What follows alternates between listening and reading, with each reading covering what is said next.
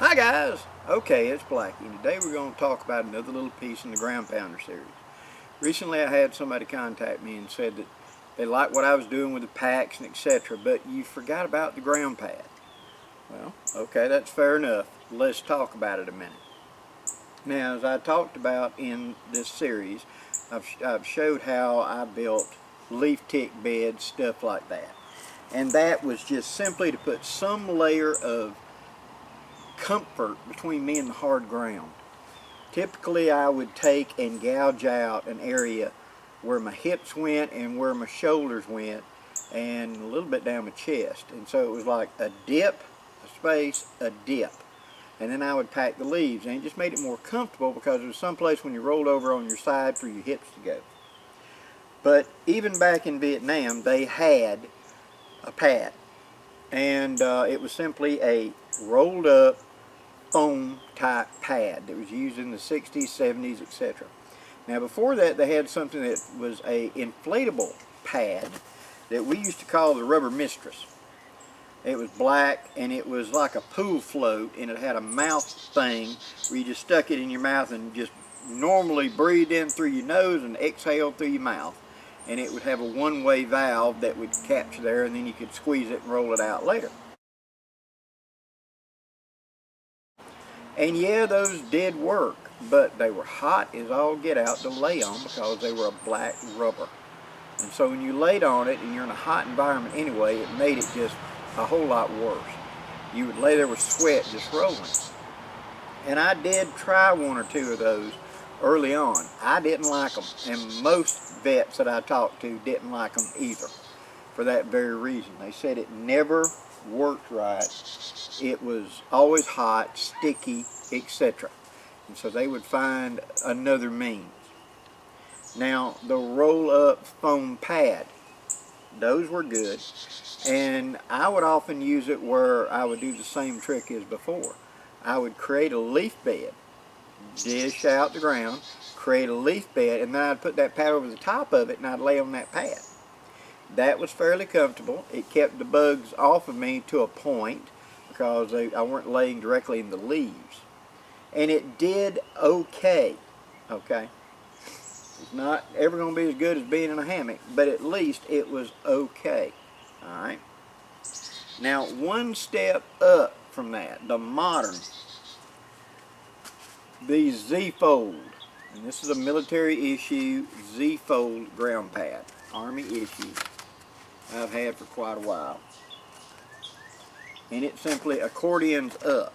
Now I really like this because it gives me a lot of options, more than the old round pad did, because I can take this and simply fold it in half, and it's proportioned that whenever it folds that way it will create a nice even half pad, etc., for double the thickness.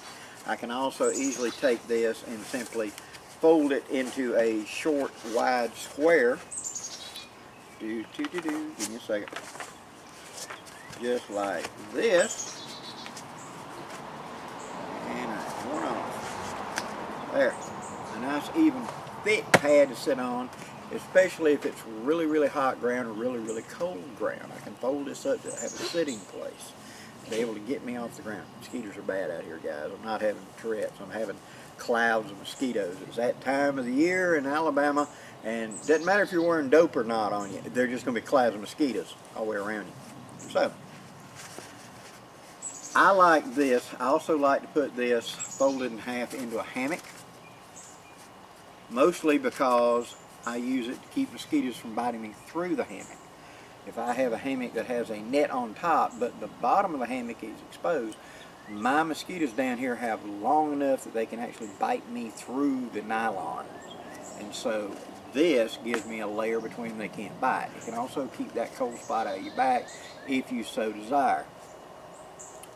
Now, these type pads are still available today, and they have Thermarest makes a good waffle pattern, Z-type, so you may want to do that.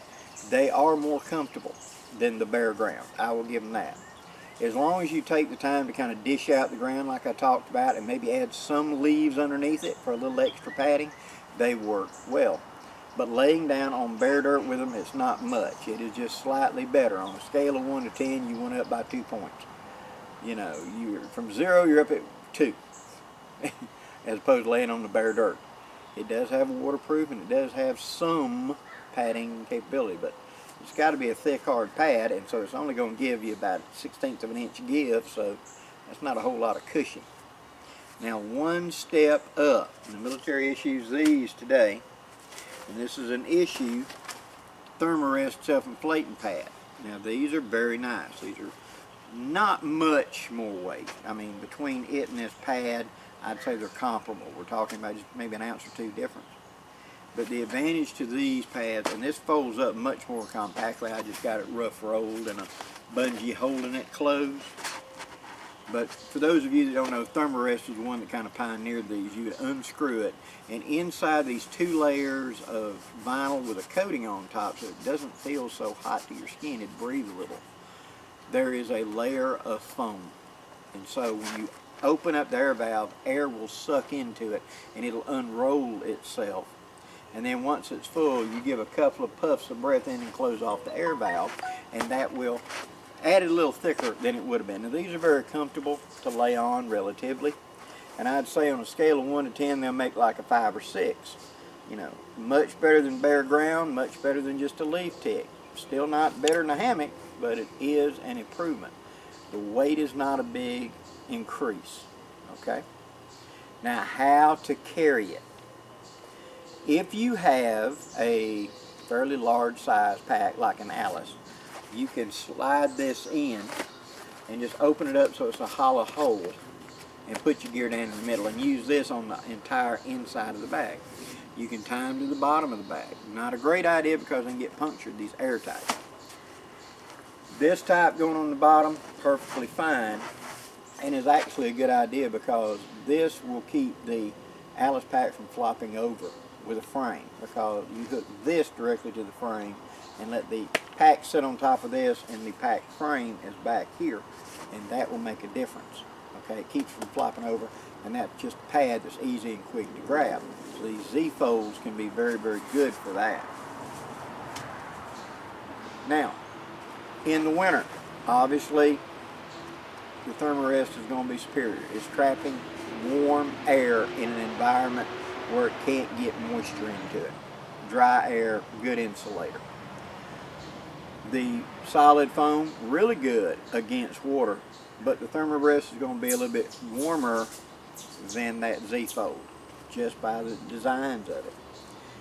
Disadvantage of the Thermarest, it can get a hole in it. And if it gets a hole in it, it's going to go down flat, and if it gets a hole in it, you're going to have it deflate. And that is, you need to carry a small patch kit. I recommend carrying the little clear duct tape, or better yet, go to the bicycle section of your local Mega Mart or whatever and look for, they're called scabs, and it's for patching a bicycle tire. I like those the best. You find the hole, and it's a round patch, kind of like a Band-Aid. Peel it off and then roll it with your thumb into position and then roll it in real good. Those work extremely well, and I patch many airtight things with mine that way. Now, is it the best sleep in your life? Once you get used to it, it's not that bad. But just like we spoke of acclimation to the heat, you're used to sleeping in a nice comfy bed with a 4, 5, 6, 8, 10 inch, whatever, thick cushion underneath you. It is not the same laying on it in a environment like that, because it's just not going to be as cushiony as soft. You can become accustomed to it fairly well, and most of the people that ended up doing, like through hikes, the Appalachian Trail and stuff like that, talk about how odd it is to come home and get on a bed because they're so used to sleeping on pads by then. Your body will, over time, acclimate to it. Come here. Hey, got Gingy down here at my feet. So, in conclusion, yes, the old ground pounder pads can serve. Do I like them? Yeah, I have several of them. I would prefer to be in a hammock, but if I can't be in a hammock, I will be on a pad. can't be on a pad, I'll make a leaf deck or some combination of the two to get it done. Now, the pads can be very viable, very usable today. This on the bottom of an Alice pack will keep it from tipping over, and that's an advantage. A lot of the guys don't like the fact that when they sit down the Alice pack, it flops on its face. I'm one of them. So one of these stuck onto the bottom of the frame with the pack sitting on top of it would be a very good way to carry it. With the inflatables, they can be tied on the top, the sides, or whatever. The big advantage to those inflatables is they can also serve as a flotation. If I've got to cross water, I can blow them up as long as I ain't going to leak down, and I can float across water. That's a big advantage. So, what would I recommend to you? Okay, I would recommend a Thermarest, either the military type or one of the modern versions put out by the company. They work well. They do a good job at insulating me and giving me a little more comfort than any kind of solid pad. The solid pads have the advantage of they can't go flat, so that's an advantage. Recognize the strength and weakness of whatever gear you're carrying and why it has that strength and weakness. I would love to be able to say that there's this magic pad you can get out there, man, it's like sleeping on a bed at home, but there ain't. And as you get a few miles and years on you, like I got, sleeping on the ground is not as comfortable as it once was. Can I do it? Yes. Will I like it? No. But I can do it. And that's the reason I went to hammocks. It gets me away from the bugs, it gets me up, it gets me in the air column to be cooler, and it gets me away from that type of stuff. The pads, however, do have a place if you're going to be a ground pounder. And that's where one of the bulk thing comes into it, because I carry a relatively small hammock, and then I carry a tarp, okay? And I can carry a very light sleeping bag, whoopee, something like that. To sleep on the ground, now I've got to carry a pad of some kind, and I've got to carry some sort of cover that's going to keep the bugs off of me. Maybe one of those little mesh bivvies or something. So it's a apples and oranges type thing. If I'm going to be on the ground, I'm not going to be in the bugs, I have to have a pad, and I've got to have some sort of bug protection. If I'm going to be in a hammock, I can have bug protection, I'm in the air, I'm cooler. See what I'm saying? It's one of those pendulums like we talk about of you have to decide what gear you want to do and why. And I recommend trying them all. I ground pounded for 20-25 years and did it extensively. As well as doing hammocks, I still slept on the ground a lot. Today, most of the time that when I'm going to ground pound today and sleep on the ground, it's going to be in the winter, because I just don't like all the bugs and crud and stuff I got to deal with. And I know I keep coming back to that, but that's such a major factor down here in my south. I live in a semi-tropical jungle, and so that's the same problem that the guys had in Vietnam and etc. or in Panama. I know a lot of vets that served in Panama went down there for whatever forces and talked about how the bugs and the snakes and everything else, and then other NATO deployments around the world, that the bugs would just tote you off, you know. And so some sort of protection has got to be carried, and you got to get off the ground if you can. Hope that you enjoyed this video, guys. Please leave any comments below. And if you had to spend a lot of time sleeping on one of these pads back in Germany or wherever back during the Cold War, let me hear about it. I know guys that would modify theirs. They would cut holes into them and make loops so they could put them onto the pack a certain way. How they could turn them into all kinds of things. I remember one guy who made a round pad that he cut it so it would fit together in a certain way and put a trash bag in the middle of it to use as a water thing, so he could have a big pot of water for washing and cleaning. He called it his portable bathtub. And so there's all kinds of things that the GIs would come up with back in the day to modify their gear to make it what they needed. And I love to hear those stories. Till next time, guys, I'm Blackie, wishing you safe journeys. Have a great day, guys.